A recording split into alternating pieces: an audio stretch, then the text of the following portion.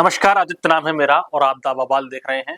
अभी कुछ दिनों पहले आपने इंडिगो फ्लाइट्स में जो लापरवाही का आलम देखा था, वो चारों तरफ वो खबरें चली थी, तो वो आपने खूब जोर-शोर से इंटरनेट पे देखी होगी।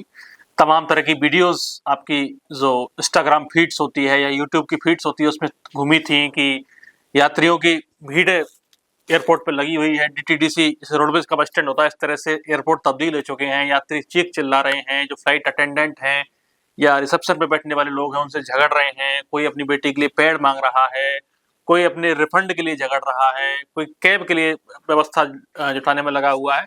तमाम तरह की असुविधा पिछले 7-8 दिन में जो इंडिगो की फ्लाइट्स कैंसिल हुई थी उनकी वजह से लोगों ने फेस की थी।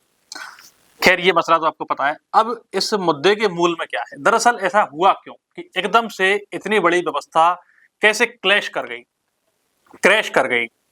दरअसल इंडिगो जो है, जो इंडियन फ्लाइट मार्केट है, जो विमान का जो उद्योग है, उसमें एक बड़ा प्लेयर है। 64% की हिस्सेदारी केवल इंडिगो कंपनी की है। लगभग 2300 छोटी और बड़ी फ्लाइट्स मिलाकर के इंडिगो कंपनी की चलती। ये जो घटनाक्रम हुआ है, इसके लिए आपको थोड़ा-सा नेपथ्य में चलना पड़ेगा। साल 2024 में भारत सरकार एक लॉ लेकर के आई थी या एक सुधार लेकर के आई थी, एफटीडीसी फ्लाइट ड्यूटी टाइम लिमिटेशन।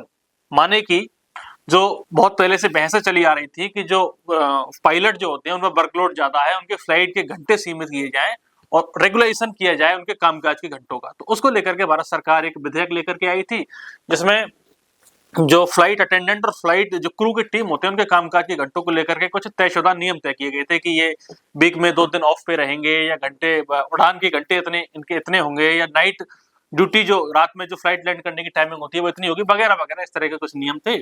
1 जनवरी 2024 को लेकर के कंपनियों ने उसका उस समय विरोध किया।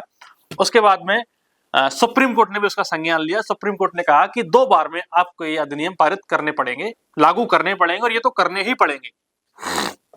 एक बार फिर 1 जुलाई 2025 से भारत सरकार ने उन नियमों को लागू करने की कोशिश की थी। अब आप इसको बहुत आसान भाषा में समझिए कि मान के चलिए बस जा रही है जैसलमेर से जयपुर। बस पर 3 स्टाफ चल रहे हैं।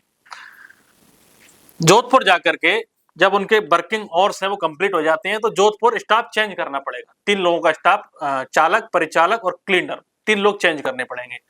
अब जो बस चलाने वाली कंपनी है या रोडवेज है, उसको 3 चालकों की व्यवस्था, 3 स्टाफ की व्यवस्था अग्रिम रूप से जोधपुर करके रखनी पड़ेगी। ये मैंने छोटा उदाहरण दिया। इसी तरह से इस बात को आप इंडिगो पे लागू करिए, इंडिगो पे या फ्लाइट कंपनियों पे, कि फ्लाइट कंपनियां जो थी उनके जो क्रू मेंबर थे उनके काम करने के घंटे सीमित कर दीजिए। मान के चलिए कोई फ्लाइट जा रही है दिल्ली से गुवाहाटी और गुवाहाटी से कोलकाता, तो किसी क्रू मेंबर्स के वर्किंग आवर्स गुवाहाटी में अगर समाप्त हो गए तो वो क्रू मेंबर्स वहीं से फ्लाइट छोड़ देंगे और गुवाहाटी में कंपनी को दूसरे क्रू मेंबर्स पहुंचाने पड़ेंगे, तब जाकर के फ्लाइट आगे चलेगी। इंडिगो ने जब से सरकार ने इस नियमों को लागू करने की बात कही, इंडिगो तब से इन चीजों को टालता रहा। उसके बाद से इंडिगो ने ना कोई रिक्रूटमेंट की है, ना इस बड़े बदलाव के लिए किसी तरह की कोई तैयारी की है। चलता रहा। टाइम आया दिसंबर महीने का। अब दिसंबर में आपको पता है फेस्टिवल सीजन रहता है, क्रिसमस का टाइम रहता है और विंटर वैकेशंस रहती हैं, शादियों का सीजन रहता है। तो ये जो सीजन है फ्लाइट के हिसाब से बहुत पीक पे रहता है। अब शुरुआत में तो महीने की 10-5 फ्लाइटें इंडिगो की कैंसिल हो रही थी, फिर 20 होने लगी। ये 3-4 महीने से ये सिलसिला चल रहा है, लेकिन दिसंबर में आकर के एकदम ये ब्लंडर बहुत बड़े लेवल पे फेल हो गया और पिछले 10 दिनों में 1000 से ज्यादा फ्लाइट इंडिगो की कैंसिल हुई है। कारण साफ है कि इंडिगो ने इस परिवर्तन के लिए पर्याप्त रूप से संसाधन नहीं जुटाए समय रहते हुए। ना तो उसने स्टाफ की भर्ती की, और जो भी स्टाफ अभी उसके पास है उनको भी ढंग से वो ट्रीट नहीं कर रहा है। पायलट एसोसिएशन ने भी इस चीज का विरोध किया है कि हमारे जो पायलट्स के वर्किंग आवर्स हैं या काम करने के घंटे हैं वो बहुत ज्यादा है। अब भारत सरकार कैसे मतलब नतमस्तक है इन विमान कंपनियों के आगे, ये मतलब खुद ही के खोदे हुए गड्ढे हैं जिनमें भारत सरकार को गिरना पड़ रहा है। क्योंकि हर सेक्टर में जो अभी की जो सरकार है उसकी जो एक बिजनेस को लेके पॉलिसी है कि हर सेक्टर में 2 से 3 बड़े प्लेयर रह गए हैं। जैसे विमानपत्तन क्षेत्र में देखें अपन, एयरलाइन सेक्टर में तो सबसे बड़ा प्लेयर इंडिगो है जो 64% के आसपास शेयर रखता है। उसके बाद में एयर इंडिया है। छोटी मोटी 1-2 कंपनियां हैं, जेट एयरवेज है, किंगफिशर तो बंद हो गई। 2-3 कंपनियां हैं जो बहुत 2-2, 5-5% का शेयर रखती हैं।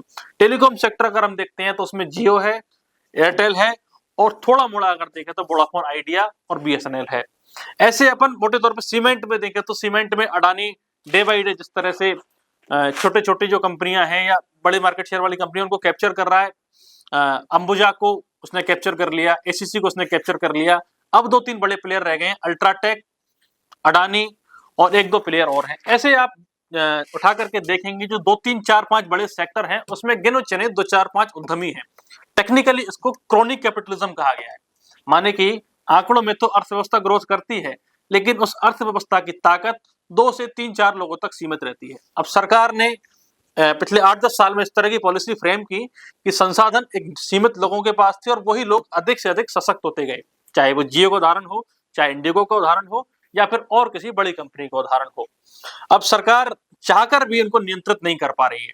सरकार ने दबाव बनाने पर उन्होंने कुछ 1000 करोड़ के रिफंड भी दिए हैं, इंडिगो कंपनी ने कुछ फ्लाइट्स भी नहीं बढ़ाई हैं, लेकिन ये समस्या का स्थायी समाधान नहीं है। इंडिगो वाला जो इंसिडेंट हुआ है और सरकार की जो पॉलिसी है इस पर आप क्या सोचते हैं कि क्या हर बिजनेस सेक्टर में 2 से 3 बड़े प्लेयर होने चाहिए या जो पहले की व्यवस्थाएं थी उपभोक्ताओं को बहुत सारे विकल्प रहने चाहिए कि इससे नहीं मिलेगा तो इससे सस्ता ले लेंगे, इससे नहीं मिला तो इससे सस्ता ले लेंगे। पहले टेलीकॉम में कितनी कंपनियां हुआ करती थी, एयरसेल थी, एयरटेल थी, वोडाफोन थी, टाटा डोकोमो थी, बीएसएनएल थी, 8-10 कंपनियां थी जिससे प्रतिस्पर्धा जो थी एक लिमिटेड रहती थी और संतुलित रूप से अर्थव्यवस्था चलती थी। लेकिन सरकार की पॉलिसी की वजह से ये सब, अब इंडिगो की फ्लाइट जो इंडिगो का रेशो 85% रहता था समय से फ्लाइट पहुंचाने का, वो रेशो दिसंबर महीने में घट करके रह गया 8.5% मात्र। कितने बड़े लेवल पर ब्लंडर हुआ है, आप देख के मान के चलिए। अब इस घटनाक्रम के बारे में आप क्या सोचते हैं हमें कमेंट करके बताइए। आप देख रहे हैं द बवाल, मैं आपका होस्ट आदित्य, शुक्रिया।